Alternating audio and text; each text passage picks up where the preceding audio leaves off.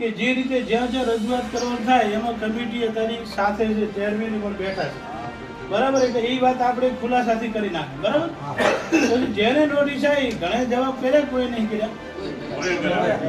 ના કર્યા હોય તો આપણે આને અનુસંધાન ના ખ્યાલ હોય તો આપણે પૂછી અને રજીસ્ટર એડીથી ટપાલ મેળવાની, એક મેળવાની બનાસકાંઠા જિલ્લા કચેરી પાલનપુર, એક મૂકવાની બનાસ. રાધનપુર સાંતલપુર પંથકમાં અનેક વખત કૌભાંડો બહાર આવતા હોય છે, અનેક ફરિયાદો પણ અગાઉ થઈ ચૂકી છે. ત્યારે આ મંડળીનું એક કૌભાંડ બહાર આવ્યું છે. મંડળીનો જે મંત્રી હોય છે તેના દ્વારા જે ગામના ખેડૂતો હોય છે તેમને અંધારામાં રાખીને આ ખેડૂતોની જે લોન છે તે ઉપાડી લેવામાં આવતી હોય છે. ત્યારે આવો જ એક બનાવ રાધનપુર તાલુકાના બંધવડ ગામે જોવા મળી રહ્યો છે. અરજણસરનો પણ આવો પ્રશ્ન હતો, એ પણ વાત દબાઈ.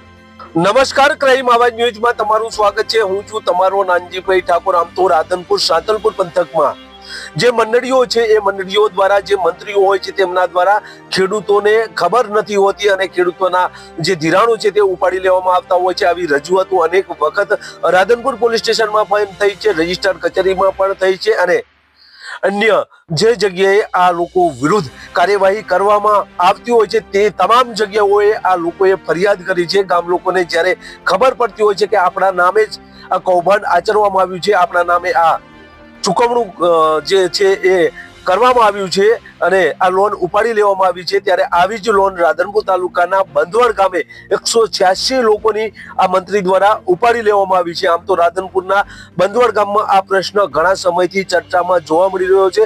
રાધનપુર પંથકમાં આ બંધવડ ગામ સહિત અરજણસર અને તેમજ અન્ય જે ગામો છે તે ગામોમાં આવા જે કૌભાંડ છે, જે ખેડૂતોના નામે જે બેંકમાંથી બારોબાર લોન ઉપાડતા હોય તેવા કિસ્સા અનેક વખત જોવા પણ મળ્યા છે.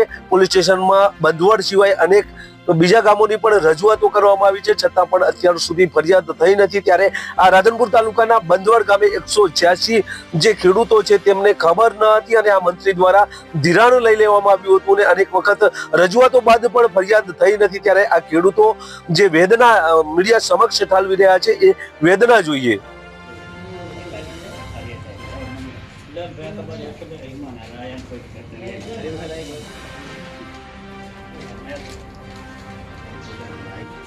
ઓકે, બોલો હવે. ચૌધરી માવજીભાઈ વાલાભાઈ, ગામ બંધવડ, તાલુકો રાધનપુર, જિલ્લો બનાસકાંઠા, જિલ્લો પાટણ ના વતની હું સેવા સહકારી મંડળીનો ચેરમેન છું. ખેડૂતોની લડાઈ 180 ખેડૂતોની ખોટા પૈસા ઉચાપાત થઈ છે. એ બાબત અમે ભાઈ ન્યાય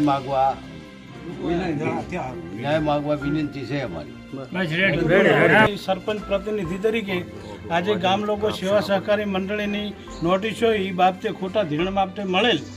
આ અગાઉ 12 મહિના પહેલાં નોટિસો આવેલ અને ગામ લોકો ભેગા થઈ અને એની તપાસ થાય, કાર્યવાહી થાય એના માટે જવાબ કરેલા અને જે તે સંબંધિત અધિકારીને પણ લોકો મળ્યા હતા, પણ 12 મહિનાથી જો એટલું પરિણામ મળ્યું નહીં. બીજી વાર નોટિસ મળી છે એટલે અનુસંધાને ન્યાયિક કાર્યવાહી તપાસ થાય એના માટે અમે બધા ભેગા મળ્યા છીએ અને ખેડૂતે ખરેખર ખોટું ધિરાણ આ ધિરાણ ઉપાડેલ જ નથી અને રેકર્ડ ઉપર તપાસ થાય અને પૂરેપૂરી તપાસ થાય જેથી ખેડૂતને ન્યાય મળે એવી અમારી ગામ લોકોની પ્રતિનિધિ તરીકે માગણી કરું છું. કેટલા ખેડૂતો અંદાજે હાલ જાણવા મુજબ 186 નોટિસો ઇસ્યુ થયેલ છે.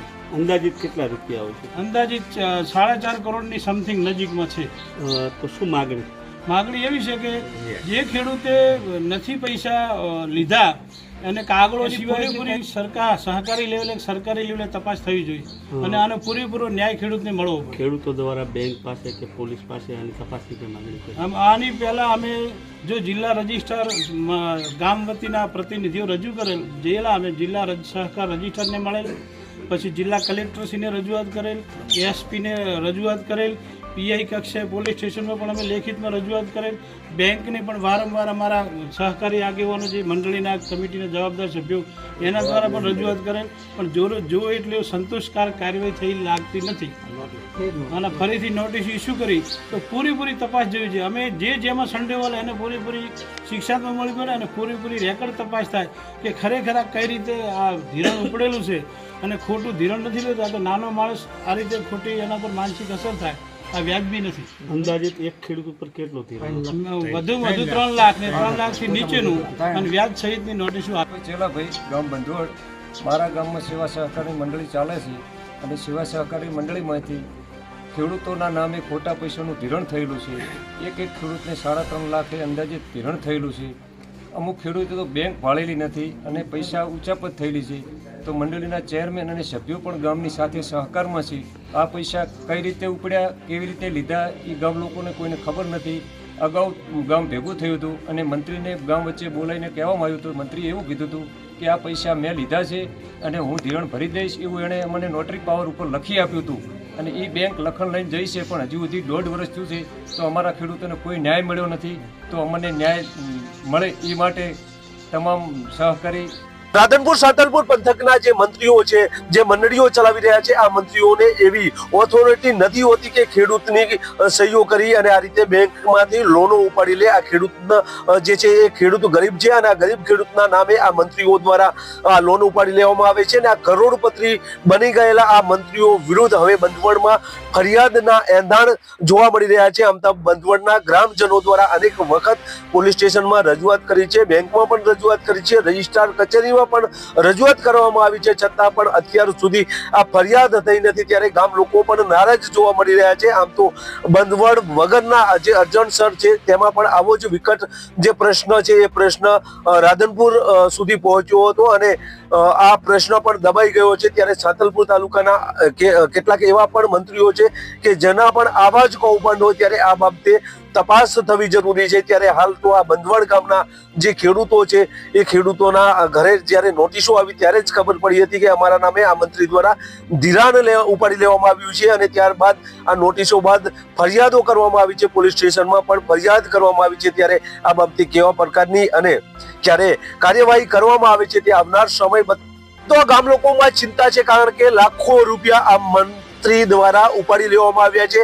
ખેડૂતોને જાણ બહાર આ કૌભાંડ આચરવામાં આવ્યું છે. ત્યારે આવા જે મંત્રીઓ છે એ કરોડોપતિ બની રહ્યા છે. ત્યારે ખેડૂતો જે ધિરાણ લેતા નથી તેમના નામે આ લોકો ધિરાણ લઈ લેતા હોય છે. ત્યારે સવાલો એ થાય છે કે જ્યારે આ ધિરાણ લેવા માટે બેંકમાં આ મંત્રી જાય છે ત્યારે ખેડૂતની પણ સહી હોય છે અને આ ખેડૂતની સહી કેવી રીતે કરાવી છે, ખેડૂતના ઉતારા પણ જોવે છે અને ફોટા પણ જોવે છે અને ત્યારબાદ લોન થતી હોય છે. ત્યારે આ મંત્રીઓ દ્વારા કેવી રીતે કૌભાંડ આચરવામાં આવ્યું છે તે તો તપાસ બાદ જ ખબર પડશે.